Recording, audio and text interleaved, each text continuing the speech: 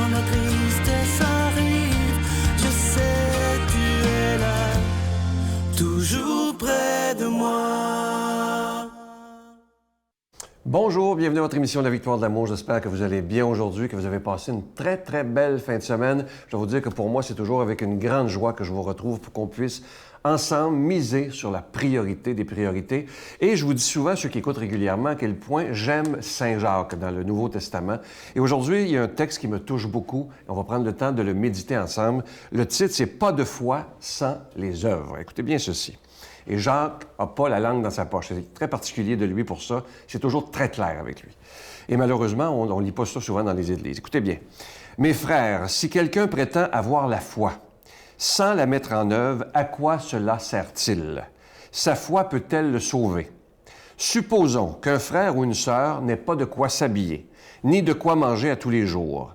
Et si l'un de vous leur dit, « Allez en paix, mettez-vous au chaud et mangez à votre faim », sans leur donner le nécessaire pour vivre, à quoi cela sert-il? Ainsi donc, la foi, si elle n'est pas mise en œuvre, elle est bien, belle et bien morte. En revanche, on va dire, toi, tu as la foi, moi, j'ai les œuvres. Montre-moi donc ta foi sans les œuvres. Moi, c'est par mes œuvres que je te montrerai la foi. Toi, tu crois qu'il n'y a qu'un seul Dieu, fort bien, mais les démons, eux aussi, le croient et ils tremblent. Homme superficiel, veux-tu reconnaître que la foi sans les œuvres ne sert absolument à rien? N'est-ce pas par ses œuvres qu'Abraham, notre père, est devenu juste lorsqu'il a présenté son fils Isaac sur l'autel du sacrifice? Tu vois bien que la foi agissait avec ses œuvres et par les œuvres, la foi devint parfaite.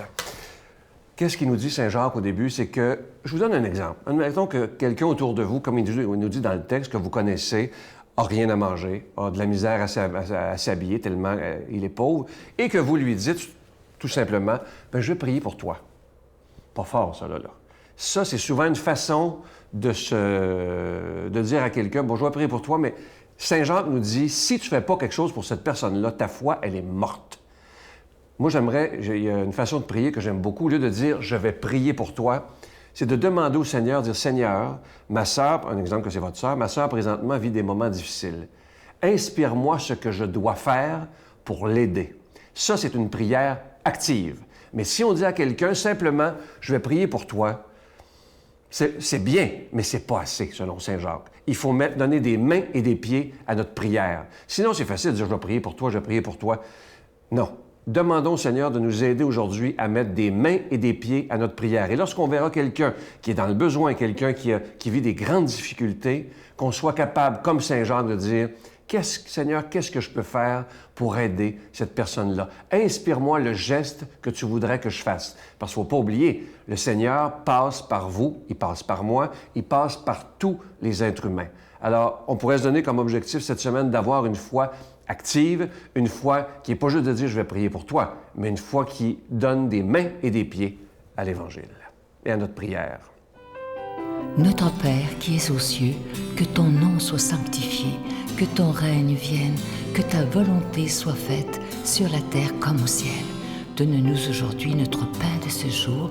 Pardonne-nous nos offenses comme nous pardonnons à ceux qui nous ont offensés. Ne nous laisse pas entrer en tentation, mais délivre-nous du mal, car c'est à toi qu'appartient le règne, la puissance et la gloire pour les siècles des siècles. Amen. Mon Père, je m'abandonne à toi. Fais de moi ce qu'il te plaira.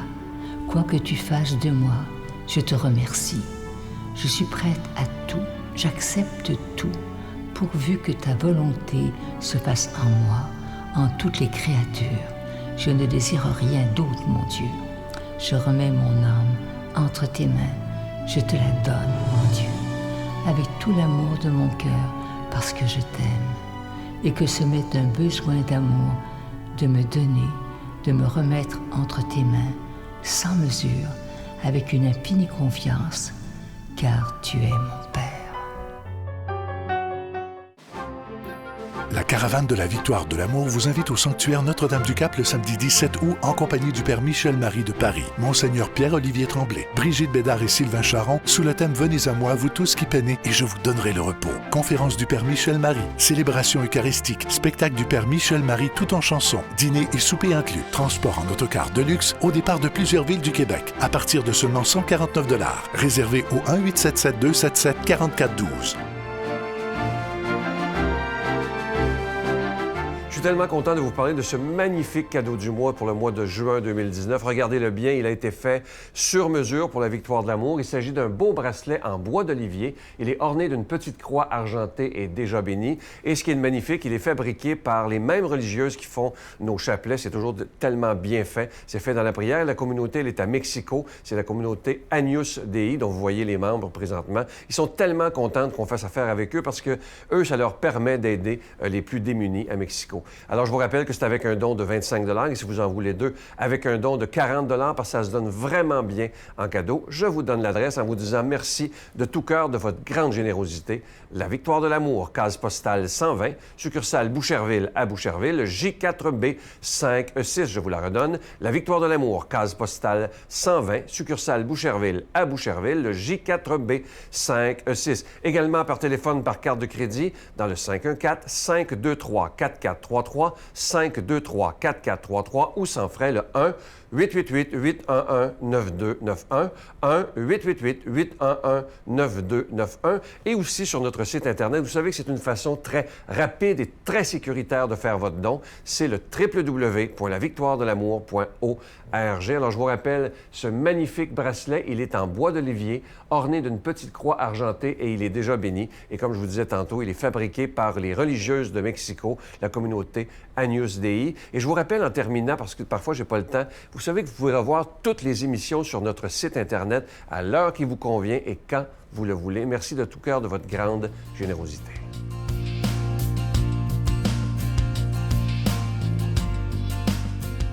Mon Dieu, donnez-moi la sérénité d'accepter les choses que je ne peux changer, le courage de changer les choses que je peux et la sagesse d'en connaître la différence. Amen. Aujourd'hui, la parole de Dieu est proclamée par quelqu'un qu'on apprécie beaucoup pour sa grande profondeur, l'abbé Éloi Gillard.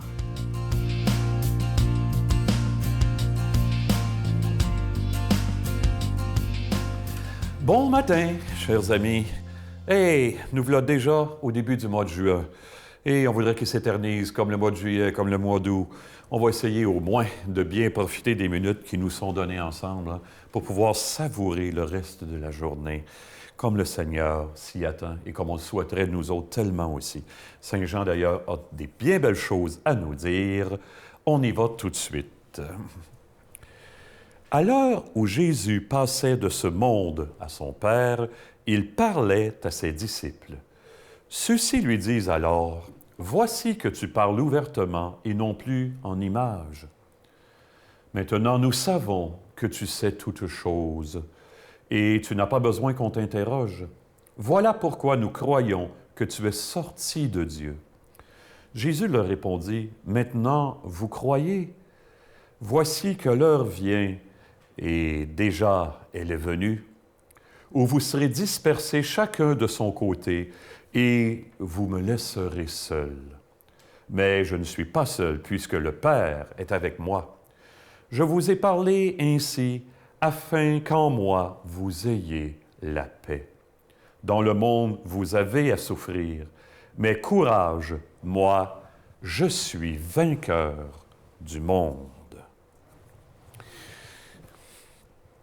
L'autre jour, dans un souper, je jasais avec un couple d'amis que je connais depuis à peu près 25 ans. Lui, au début de la quarantaine, elle aussi.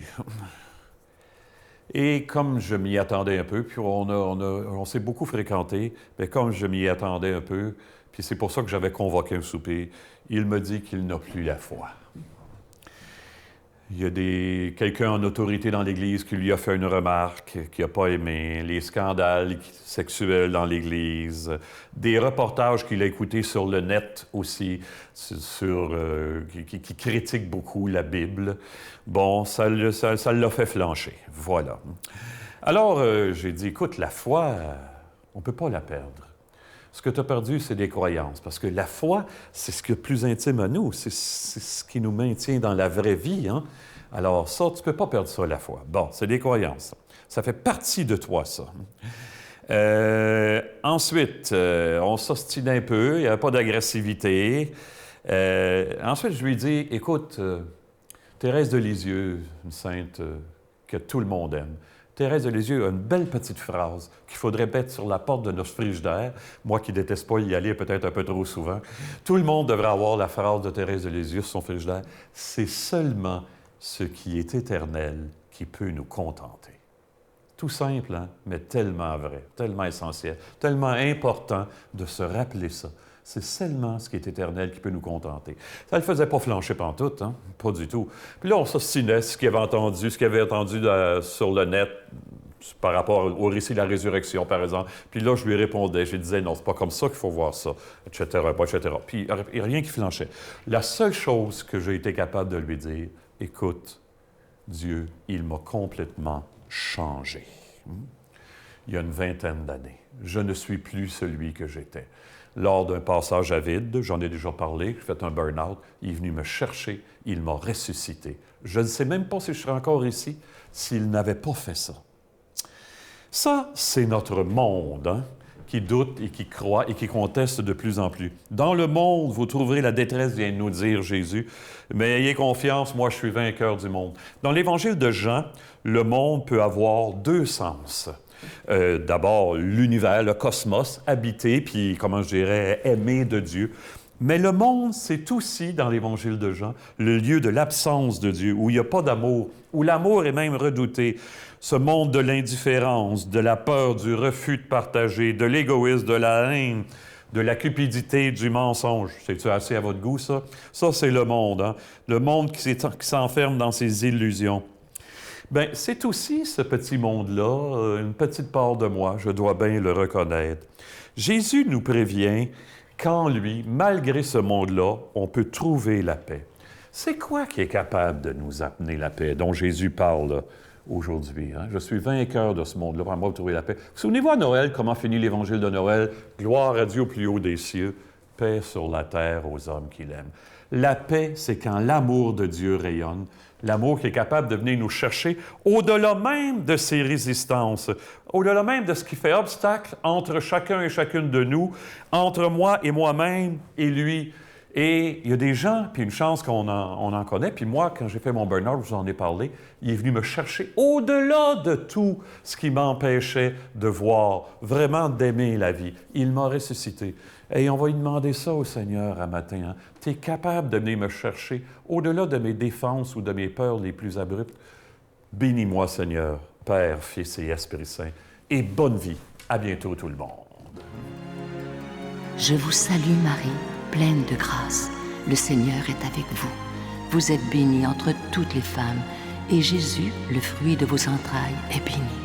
Sainte Marie, Mère de Dieu, priez pour nous pauvres pécheurs, maintenant et à l'heure de notre mort. Amen.